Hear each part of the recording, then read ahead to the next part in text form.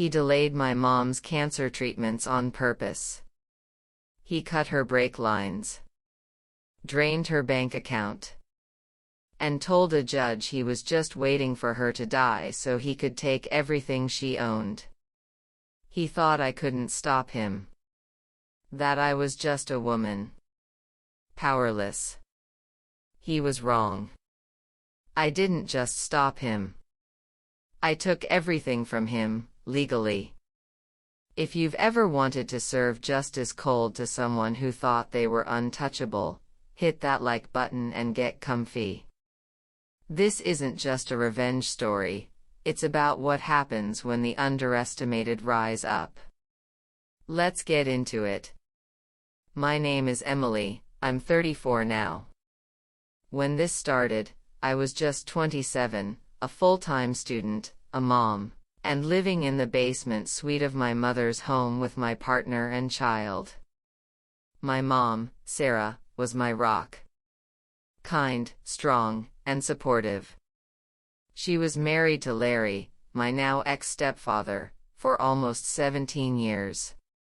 I never liked the guy. He was arrogant, cold, the kind of man who'd talk over you in conversation and laugh if you cried. But I stayed out of it. Until I couldn't. 1.5 years into my college program, my mom was diagnosed with ovarian cancer. And just 1 week before her surgery, a major tumor ruptured. What followed was worse, a secondary diagnosis of a rare connective tissue cancer.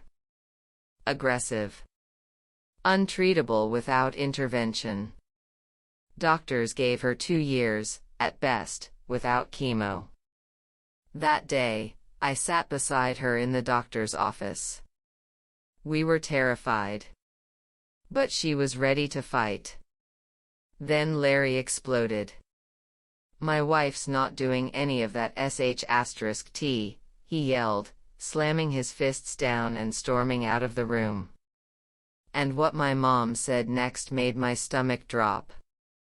"I'm scared. If I don't do the treatments, I'll die. But he won't let me." That line, that exact sentence, was written down by the doctor.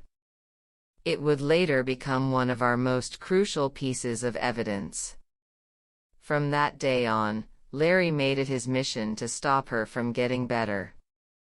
He became verbally, emotionally, and physically abusive. He emptied their joint bank account. She couldn't even afford groceries. He sabotaged her car, cut the brake lines. Every treatment she missed felt like a countdown ticking faster. If my partner or I didn't drive her, she couldn't go. Eventually, I moved her into our basement apartment, just so she could survive. And I confronted him. "If you keep this up, I'll make sure you're held responsible when she dies." He smirked. "You're just a woman. What the hell can you do to me?" That was the moment I decided I was going to learn everything I could about the legal system. I switched my college focus to criminal law and hired a lawyer for my mom, a powerhouse named Julia. I set up security cameras inside the home. Larry knew about them. Didn't care. Over the next 8 months, I captured every insult, every threat, every financial move he made. I documented everything. During this time, I even got pre-approved to buy out Larry's half of the house, $250,000, cash. He only needed to sign one piece of paper. His response? "You'll never get this house. I'll see your whole family on the street before I give it to you." That was on tape too. We handed him a summons to appear in court. He scoffed.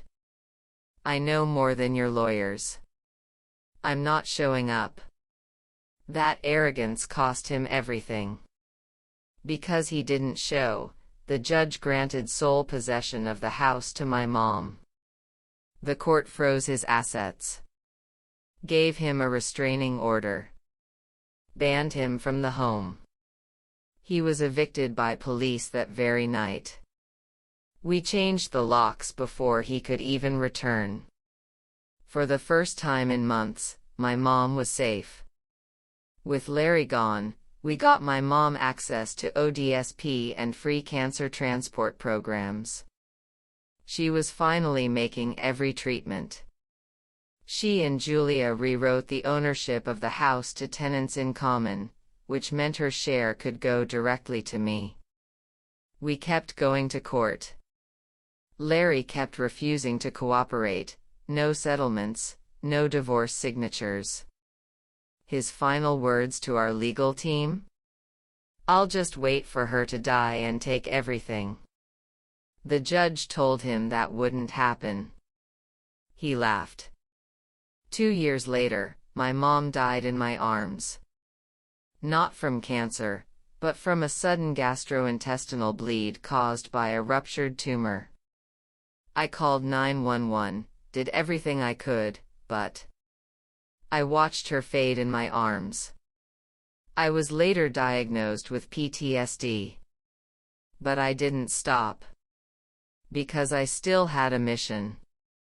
My mom's will went through probate, and because of the court orders, ownership transfer, and prior rulings, everything went to me. Her life insurance paid off their shared mortgage and debts, all the stuff Larry thought he'd get access to. Instead, he now owes me money. And I was still generous. I offered to buy out his half of the home. But I would deduct all his owed debts, his 50% share of legal fees, any loss of income one experienced due to PTSD, and all home renovations I paid for. So far, he owes me over $50,000, and it's still climbing. Larry ghosted the courts. Didn't respond. Didn't update his address. Turns out, he fled to Mexico, violating the judge's direct order not to leave the country. Since he abandoned his own claim to the house, the court threw it out. He can't open another.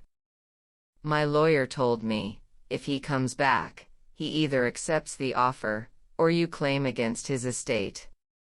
Either way, he loses. He thought he was smarter than everyone. He thought being a man gave him all the power. He thought I couldn't stop him. But now? His wife is gone, because of him. His house? Mine. His debt? Climbing. His court claim? Dismissed. His chance at revenge? Gone. All because he underestimated me. And I didn't even need to break the law. The same legal system he mocked crushed him. Some people think revenge is loud, screaming matches, fists thrown, chaos.